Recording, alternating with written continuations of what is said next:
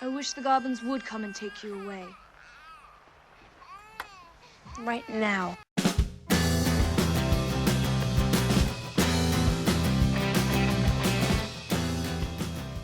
Hello everybody, welcome back to the channel. This is a very special tag this is an original tag. I've just started it. I'm going to tag loads of people at the end, but this is a really special one because it's about Jim. It's about Jim Henson. I've got my family all calling him Uncle Jim because they grew up on his stuff. I grew up on his stuff. Such an important man, my ultimate hero.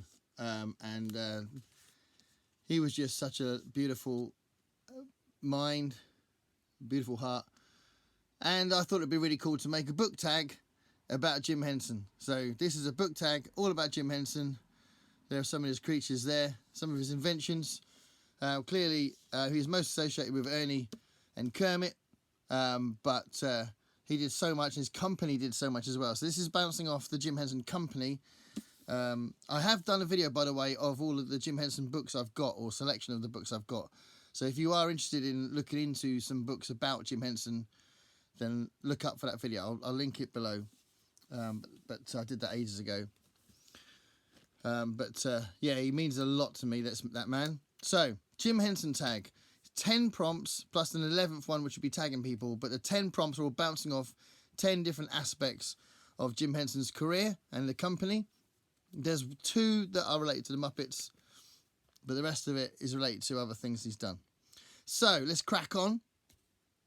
The first one is bouncing off Sesame Street.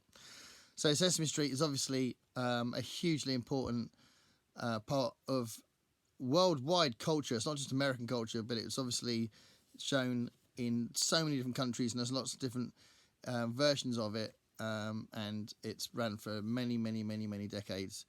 And there's a couple of really awesome books about it. The best one's called Street Gang, which is worth looking up. But yeah, anyway, Sesame Street. That's the impetus for the prompt, and the prompt is name a book that taught you something valuable. Because obviously Sesame Street was about teaching kids a lot of valuable life lessons and how to spell and how to speak and all that. And what I've chosen for that is this awesome book about music.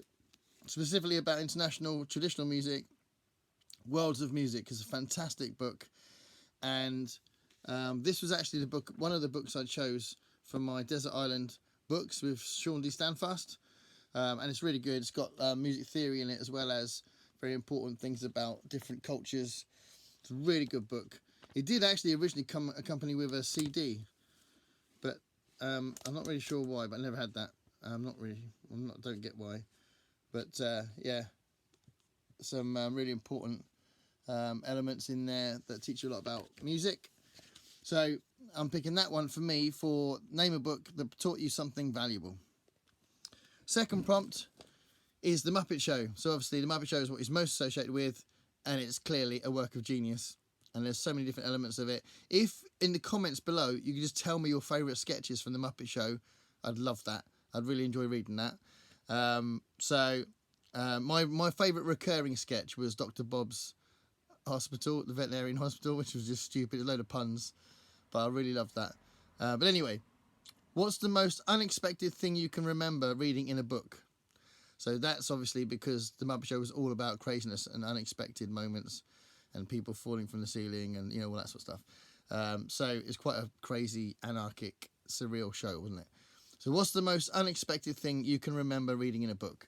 So actually what I'm going with is a very serious book, and it's the ending of Cujo. So I'm not going to spoil it by telling what it is, but if you have read it, you'll know what I mean. And it's quite a shocking ending. So that really, just really surprised me. So yeah, the ending of Cujo was a very unexpected twist. So there we are. You'll know it if you've read it. The third prompt is another one based on the Muppet Show. So that's the Newscaster. So obviously the Newscaster used to regularly do these very short sketches, and it usually ended with something falling on his head. And the prompt from that impetus is, what book tackled a current social political issue well?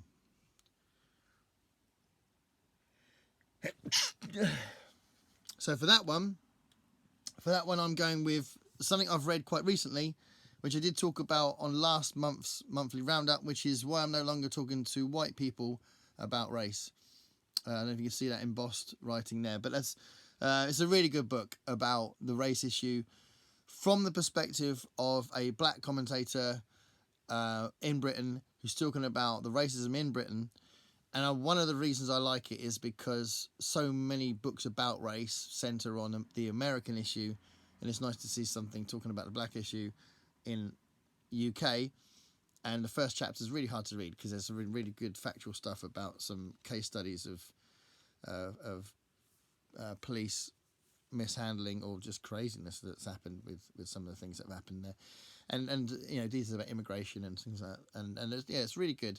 And the later chapters talk in depth about certain perspectives, but it's very good. So Why I'm No Longer Talking to White People About Race is my reaction to that prompt. Prompt number 4, The Dark Crystal. So The Dark Crystal was a genuine attempt where Jim wanted to make a complete film and a complete world, a new world with puppets. That was his plan. He clearly did it successfully because it's an absolute classic. And actually, if you haven't seen the recent Netflix series, The Age of Innocence, that's really good. I think they're making a new season for it. But it's really, really good. And some of the team that worked on the original film worked on that series, which is really cool, including Brian Froud was back, which is awesome. Brian Froud designed the puppets. So, designed the creatures. So, Dark Crystal. And the prompt is, name a book that's got really good world building. Obviously, because that's what Dark Crystal was about. And I'm going for something I've mentioned a few times, but I've got to include it. It's the best example I can think of, really, and that's Children of Time by Adrian Tchaikovsky. So this is a book that is really big, but it doesn't feel big, and it absolutely warrants how big it is. And it covers many millennia of time and quite a lot of space. It's got an epic scale about it, and it's pretty much about evolution and how society gets created once this sort of experimental virus gets put on this planet. And it's so brilliant, and it's got kind of two threads running through it, two plots that converge towards the end. So like the third act, if you like, is those two plot points clashing. It's such a brilliant book. So Children of Time, Adrian Tchaikovsky, fantastic world building. And then number 5, Labyrinth, an absolute masterpiece again. Labyrinth was his kind of fairy tale, if you like.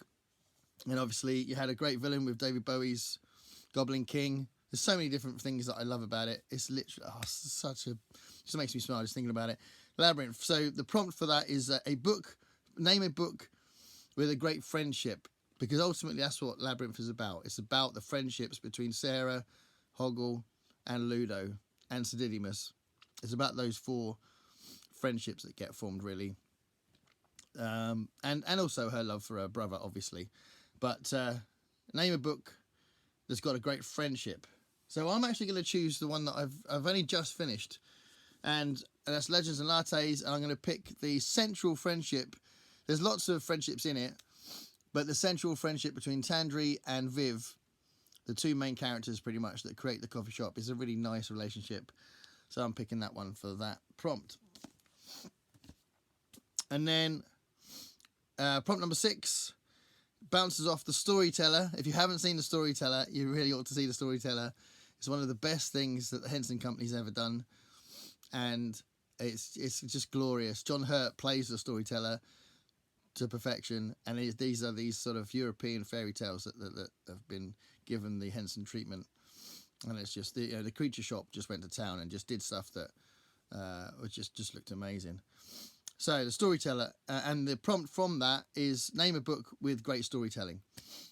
So again, it's another one I've recently read, but I can't help it. I've got to include it. Razorblade Tears. This is fantastic storytelling. It's got incredible characterization. It tackles 3 really important social issues really well within the plot, and you cannot put it down. It was so hard to put it down, and it's a very unusual experience for me how immersed I was in this book. So amazing storytelling. Prompt number 7 bounces off Farscape. Farscape is my all-time favourite program of all time. I love Farscape so much. I've done a video on 10 reasons why I love Farscape, which I enjoyed making. And basically, because Farscape is a crazy program, the prompt for that is name a book that's wild, weird, and unpredictable. So a book that is wild, weird, and unpredictable. And actually, what I'm going to go with, I found it's quite hard to do, but I'm going to go with this one because of the direction it goes in. So it starts off as quite a straightforward parody, and it goes off. So this is Red Shirts by John Scalzi, and you might know about the fact that it's literally parodying the idea of the red shirts in Star Trek, knowing that they don't want to go on the landing party because they never come back. So it's kind of riffing off that. And what is the weird and unpredictable element of it? It gets really meta halfway through it, and it just goes off in a funny direction. It's really, really good. It's really funny and unpredictable, because when it decides to go through the fourth wall, it's quite surprising, and you go, oh, okay, where's this going? And then it just sort of wraps around itself. It's very good. It's very funny. It's very good. So Red Shirts, if you haven't read this, I definitely recommend this. You know, I think even if you don't like Star Trek, you'll find it funny, but I think people who like Star Trek have to read Red Shirts. So I'm going with that one for the ending, or the last part of the book. And then prompt number 8 is from Dinosaurs. So that was the sitcom that the Henson Company made, with those guys in the big dinosaur suits. And the prompt from that is, what's your name your favourite monster that's in a novel? And actually, I'm going with the creature that's in Who Goes There by John W. Campbell. So Who Goes There is an absolutely classic short story that became The Thing. It was in the 50s, it was The Thing from Another World, which played liberties a little bit with the story. The Thing was actually closer, but actually, obviously, John Carpenter's The Thing is a masterpiece in itself. But the story is fantastic. So if you haven't read the story, definitely recommend you read the story. Who Goes There? You can see it on anthologies like this, but you can sometimes see it in anthologies around other authors as well, where it's just in there as a classic story. So look out for that one if you haven't read it.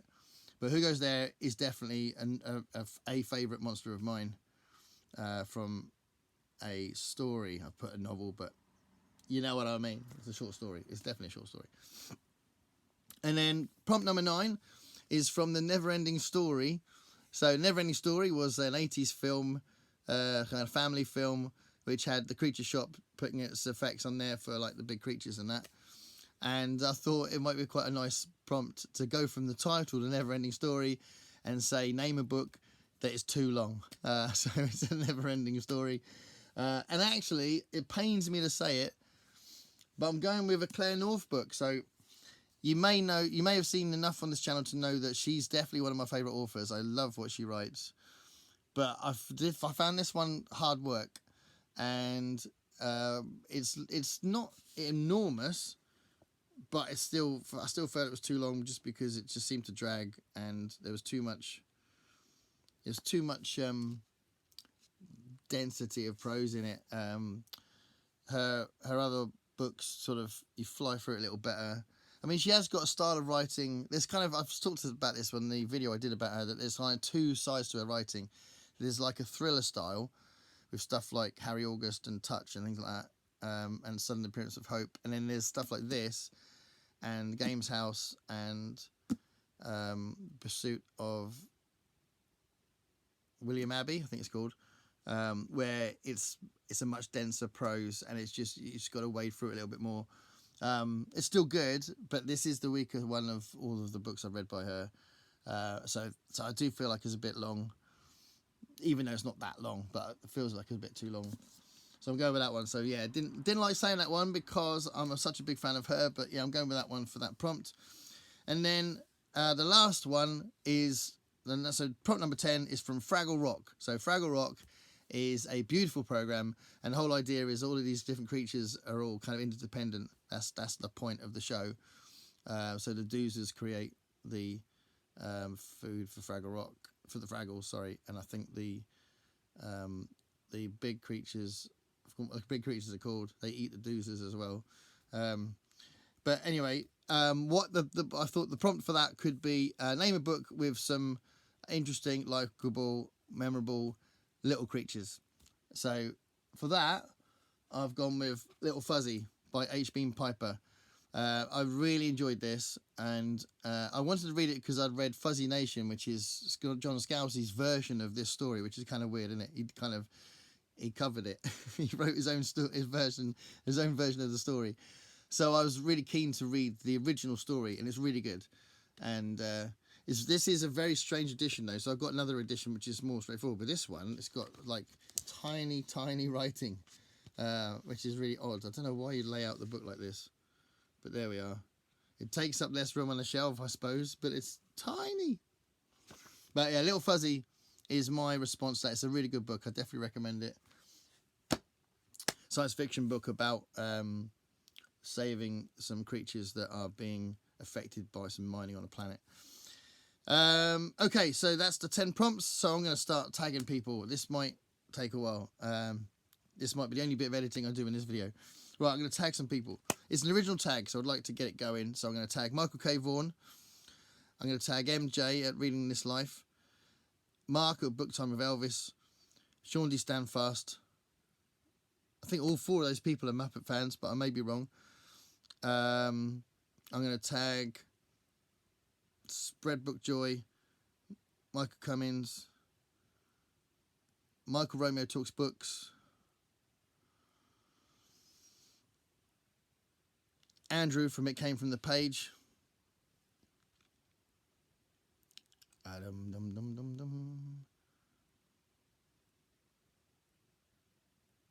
Ollie from Criminolly.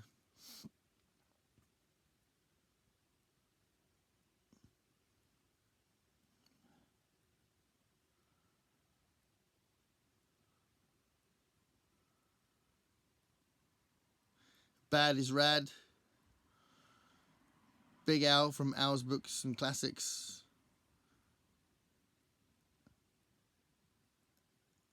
I'll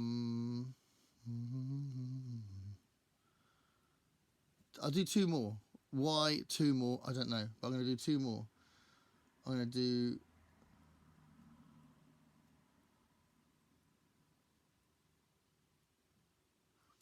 Brian from Bookish. He must like the Muppets. Surely he likes the Muppets. And one more. And it will be...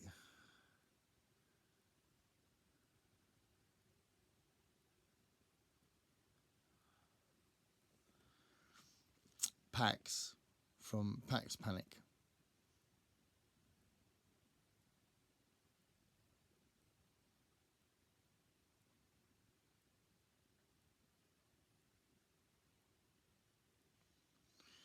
Actually, I'm going to add one more as well, because I don't know, some of these prompts might work well with what you read. So I'm going to go with one from Played by Visions as well.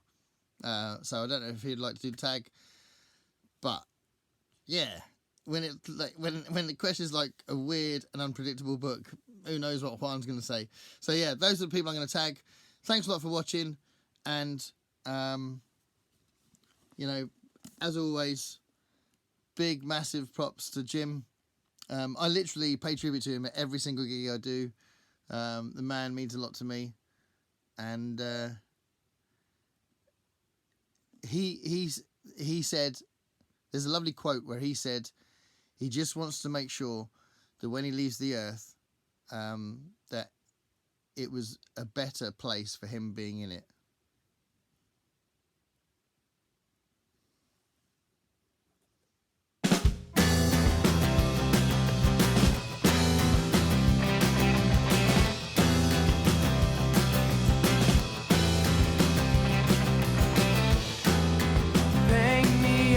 future.